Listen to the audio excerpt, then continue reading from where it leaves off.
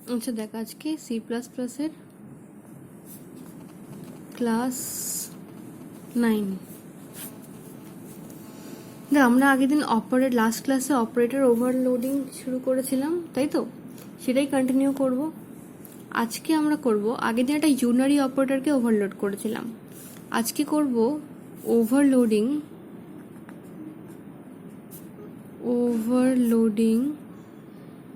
Plus operator. ঠিক আছে, plus অপারেটরটা দেখ, প্লাস অপারেটরের ক্ষেত্রে প্লাস অপারেটর কি ইউনারি না তো? প্লাস অপারেটর হচ্ছে একটা, প্লাস অপারেটরকে আমাকে ইউজ করতে হয়, আমাকে দুটো অপারেন্ড ইউজ করতে হয়, তাই তো? তো দুটো অপারেন্ডের জন্য আমার প্লাস অপারেটর ইউজ করতে হয়। প্লাস অপারেটর, দুটো অপারেন্ড দিয়ে আমাদের প্লাস অপারেটরকে ইউজ করতে হয়। তো প্লাস আমরা আগের দিন যেমন আমরা একটা অপারেন্ড দিয়ে রেখেছিলাম, কারণ এটা ইউনারি অপারেটর ছিল। আজকে তো দুটো অপারেন্ড নিয়ে যে কিভাবে আমরা প্লাস অপারেটরটাকে ইউজ করব, সেটা আমরা আজকে দেখব। তো দেখ, সবার আগে আমাকে একটু টাইম দিয়ে আমি প্রোগ্রামটা লিখে নিই, তারপর আমি আস্তে আস্তে পুরো প্রোগ্রামটা কিভাবে আমরা একটা প্লাস অপারেটরকে ওভারলোড করব সব ব্যাপারটা শিখে নেব।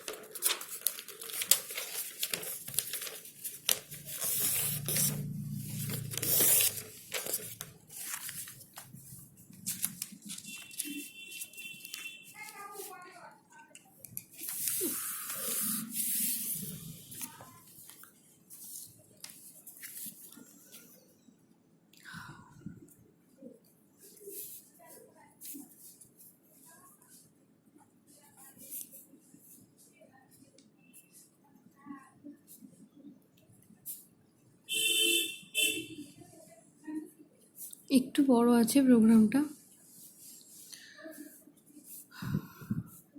আসলে অনেকগুলো আমরা এখানে ফাংশনস নিয়েছি, তাই জন্যে একটু বড় আছে।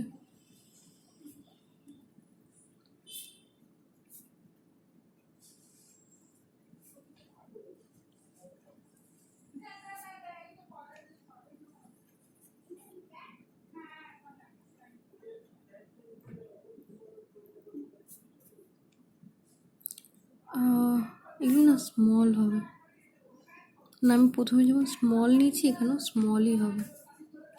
দেখে মনে হচ্ছিল একটু ক্যাপিটাল বোধ হয়, কিন্তু না, স্মলই হবে। আচ্ছা, তারপর হচ্ছে আমাদের মেইন ফাংশন।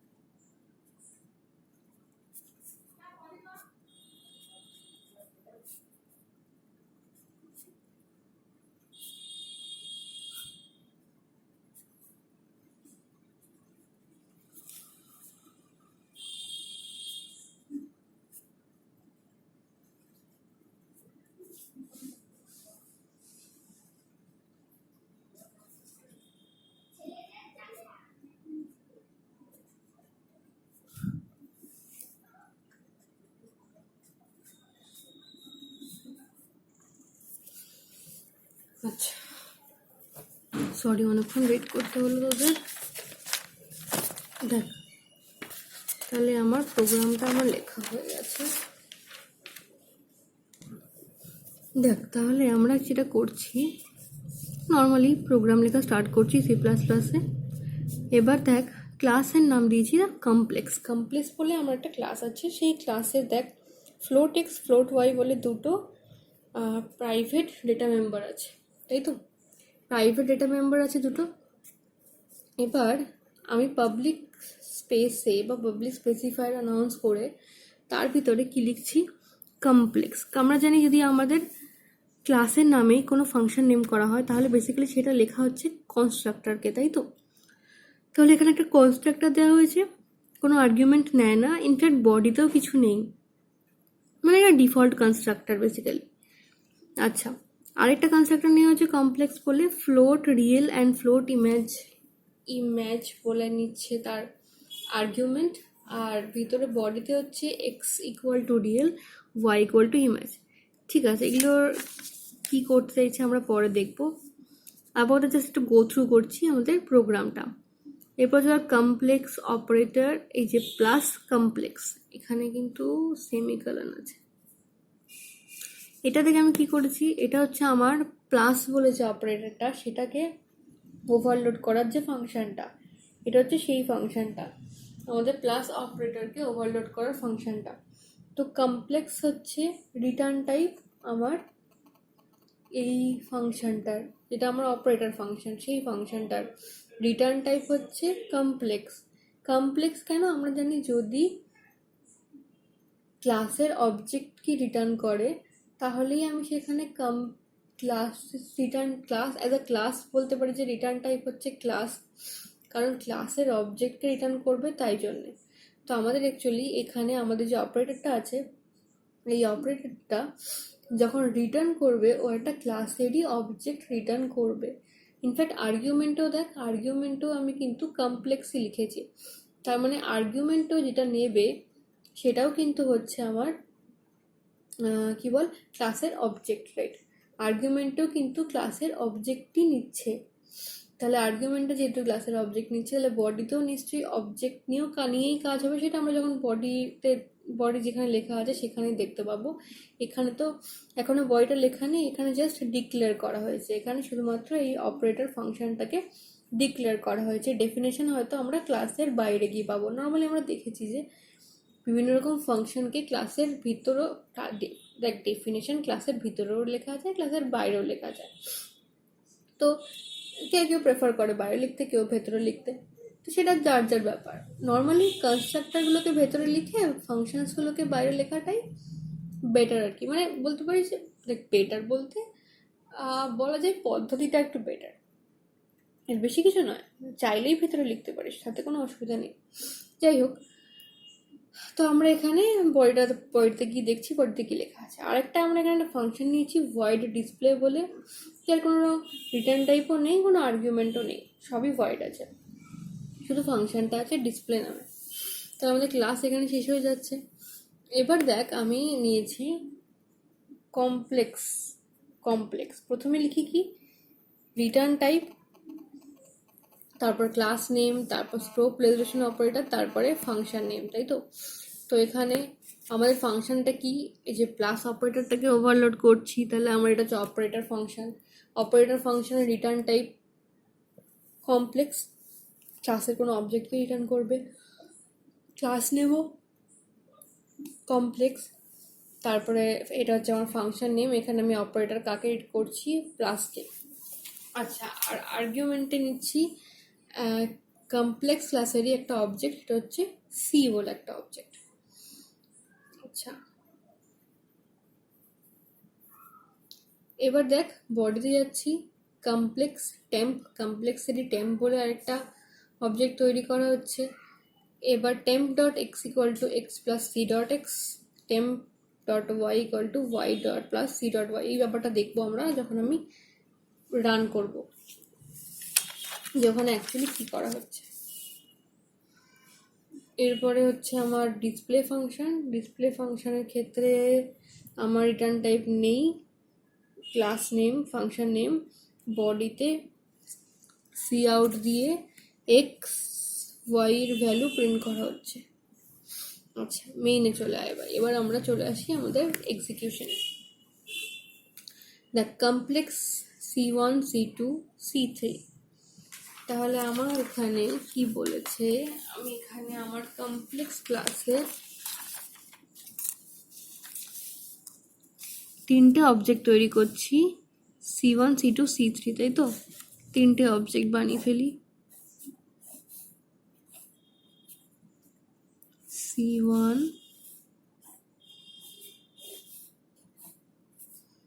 C2,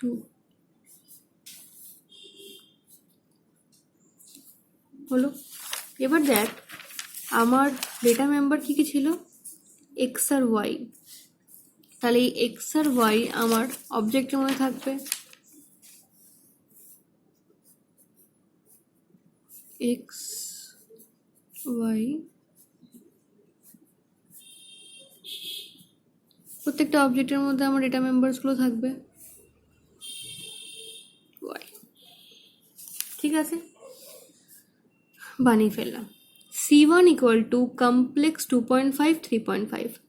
এবার দেখ, তাহলে C1 বলতে আমার যে প্রথম অবজেক্টটা সেটা, C1 equal to complex 2.5 3.5। Complex বলতে কাকে কল করা হচ্ছে, কনস্ট্রাক্টর। যে কনস্ট্রাক্টরটা আমার দুটো প্যারামিটার নিচ্ছে সেই কনস্ট্রাক্টর কল করা হচ্ছে। দেখি আমার কনস্ট্রাক্টর কতগুলো আছে, একটা ডিফল্ট কনস্ট্রাক্টর ছিল আর একটা 2 প্যারামিটারাইজড কনস্ট্রাক্টর, তার মানে এই কনস্ট্রাক্টরটাকেই কল করা হচ্ছে। তাহলে এইটা আমি এখানে আছি কমপ্লেক্স 2.5 3.5, তাহলে 2.5 3.5 ভ্যালু দিয়ে আমি এই কনস্ট্রাক্টরটা কল করলাম 2.5 3.5। তাহলে এই যে আমার কমপ্লেক্স কনস্ট্রাক্টর ফ্লোট রিয়েল ধরছে 2.5কে, ফ্লোট ইমেজ ধরলো 3.5কে। তাহলে রিয়েলের মধ্যে আছে 2.5, ইমেজের মধ্যে আছে 3.5, তাই তো? তাহলে এবার দেখ এক্স ইকুয়াল টু রিয়েল যদি হয়, তাহলে এক্স রিয়েলের মধ্যে কত ছিল, 2.5 কার মধ্যে চলে গেল, এক্সের মধ্যে। এই এক্সটা কোন এক্স, দেখ কাকে দিয়ে কল করেছিলাম, C1 ইকুয়াল টু, তার মানে এইখানে যা কাজ হবে সেটা C1 এর জন্য বা C1 অবজেক্টের মধ্যে যাবে। তাহলে প্রথমে আমি কার ভ্যালু পেলাম, এক্স এর ভ্যালু পেলাম, কারণ ডিএল এর মধ্যে যে 2.5 ছিল সেটা কার মধ্যে চলে গেল, এক্স এর মধ্যে। এই এক্সটা কার এক্স, অবশ্যই C1 এর এক্স। তাহলে C1 এর এক্স এর মধ্যে লিখে ফেল 2.5, বোঝা গেল। আবার কনস্ট্রাক্টরটা চল, ইমাজের মধ্যে কত ছিল 3.5, এবার এই 3.5কে কার মধ্যে অ্যাসাইন করে দিচ্ছি, ওয়াই ইকুয়াল টু 3.5। তাহলে এই ওয়াই কার ওয়াই, C1 এর ওয়াই, তাই না, কারণ আমি C1 ইকুয়াল টু লিখেছিলাম কল করার সময়। তাহলে C1 এর ওয়াই এর মধ্যে চলে যাচ্ছে 3.5, হলো। আচ্ছা, এবার C2 ইকুয়াল টু কমপ্লেক্স 1.6 2.7, আবার সেম কনস্ট্রাক্টরকে কল করছি কার জন্য, C2 অবজেক্টের জন্য। C2 অবজেক্টের জন্য কল হলো float real, float image. Real কাকে হোল্ড করছে 1.6, আর ইমাজিনারি কাকে হোল্ড করছে, কি ভ্যালুটা কি ছিল 2.7, আর তাহলে ইমেজ হোল্ড করছে 2.7। তাহলে রিয়েল এর মধ্যে গেল 1.6, এই 1.6 কার মধ্যে গেল, এক্স এর মধ্যে। এই এক্সটা হচ্ছে কার এক্স, ভালো করে দেখ, কার জন্য কল করেছি C2, তাহলে C2 এর এক্স এর মধ্যে চলে গেল 1.6, আর ইমেজের মধ্যে ছিল 2.7 কার মধ্যে চলে গেল, ওয়াই এর মধ্যে, C2 ওয়াই, তাই তো। তাহলে C2 ওয়াই এর ভ্যালু হয়ে গেল 2.7। আচ্ছা, নেক্সট কি হচ্ছে দেখা যাক। দেখো এবার বলছে C3 equal two C1 plus C2। এইটা হচ্ছে আমার অ্যাকচুয়ালি প্লাস অপারেটরটাকে কল করা হচ্ছে, বা অপারেটর ফাংশন যেটা আমার সেটাকে কল করা হচ্ছে। দেখ বেসিক্যালি এই যে এক্সপ্রেশনটা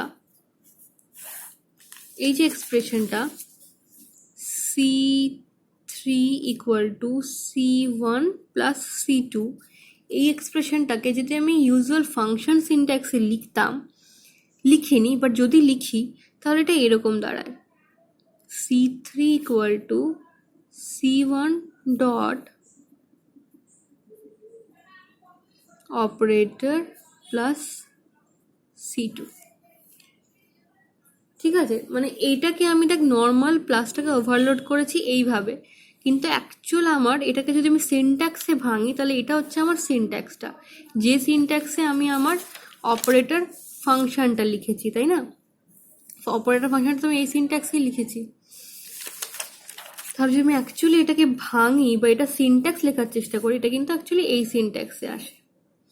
আচ্ছা, তাহলে আমার এখানে কি করছি, এই যদি সিনট্যাক্সটা হয়, এই সিনট্যাক্সে মানে C1 ডট অপারেটর দিয়ে আমি কল করছি অপারেটর ফাংশনটাকে, আর আর্গুমেন্টে কাকে পাঠাচ্ছি, C2 কে পাঠাচ্ছি, তাই না। তাহলে এখান থেকে C3 equal two C1 plus C2 করবো আমি। C1 প্লাস C2 জন্য আমি কোথায় জাম্প করব, C1 প্লাস C2 মানে এই পার্টটার জন্য আমি কোথায় জাম্প করবো বলে, আমার এই অপারেটর ফাংশনের ভিতরে। তারপর অপারেটর ফাংশনটা যা রিটার্ন করবো সেটা আমি কার মধ্যে রাখবো, অবশ্যই সেটাকে রাখবো আমি C3 এর মধ্যে। তাহলে চল দেখি এবার আমার অপারেটর ফাংশনটা কি করছে। দেখ অপারেটর ফাংশনটা প্রথমেই যেটা করছে কমপ্লেক্স, আচ্ছা এই হচ্ছে ফাংশন কমপ্লেক্স সি, তাই তো, সি বলে তাহলে আমার একটা নতুন অবজেক্ট রয়েছে, সেটা হচ্ছে সি তৈরি করা হচ্ছে।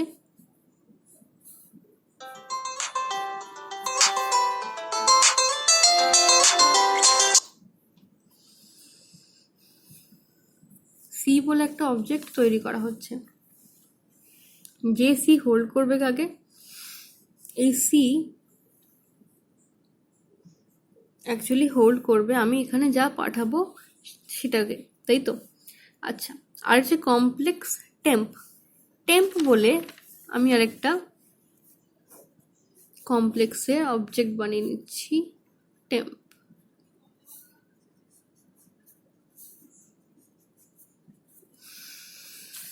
আচ্ছা চল দেখি কি হচ্ছে এবার হচ্ছে টেম্প ডট এক্স মানে কোন ঘরটা, এই ঘরটা টেম্প ডট এক্স।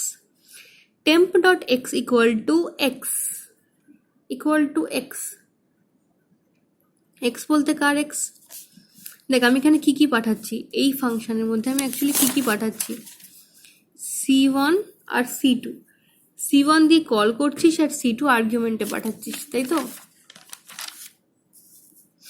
তাহলে এই যে এক্সটা, এটা হচ্ছে কাকে ডিনোট করছে, C1 কে। আর এই যে পরের পার্টটা ও কাকে ডিনোট করছে, ও ডিনোট করছে অ্যাকচুয়ালি আমার C2 কে। কারণ দেখ আমি এই যে কমপ্লেক্স সি পাঠিয়েছি, এই সি এর মধ্যে কার ভ্যালু যাবে, এই সি এর মধ্যে যাবে 1.6 আর 2.7।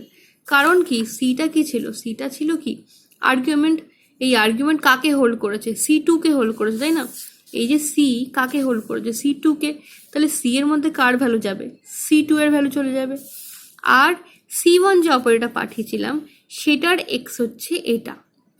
তাহলে দেখ ভালো করে দেখ, এখানে এক্স বলতে এই C1 এর এক্স মানে 2.5 প্লাস সি ডট এক্স, এই সি বলতে কোন অবজেক্টটা, এই অবজেক্টটা, তার এক্স, সি ডট এক্স বলতে কোন এক্সটা, এটা মানে 1.6। তাহলে এটা হচ্ছে এই 2.5 প্লাস 1.6। তাহলে এইটা যোগ করে আমি কার মধ্যে রাখবো, temp dot X, temp dot X মানে কোন ঘরটা, এই ঘরটা। তাহলে যোগ করে যদি এই ঘরে রাখি তাহলে হচ্ছে 4.10, এটা গেল হচ্ছে আমার টেম্প ডট এক্স এর মধ্যে। বোঝা গেছে কি, টেম্প ডট ওয়াই। এবার এই ওয়াইটা কোথায়, এই ওয়াইটা অবশ্যই C1 এর ওয়াই, C1 এর ওয়াই মানে কত, C1 এর ওয়াই মানে 3.5।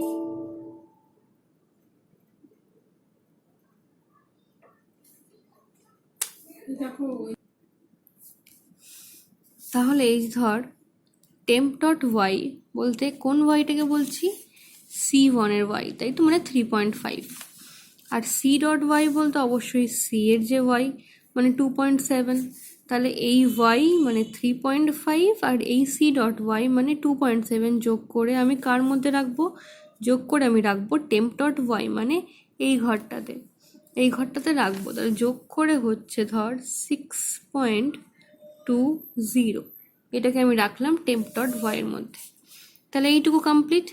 রিটার্ন কি করছি, টেম্প, টেম্প বলতে এইটাকে রিটার্ন করে দিচ্ছি, এইটাকে রিটার্ন করে দিচ্ছি। দেখ রিটার্ন করে দিচ্ছি মানে আমি কোথা থেকে এসেছিলাম, আমি এসেছিলাম এখান থেকে।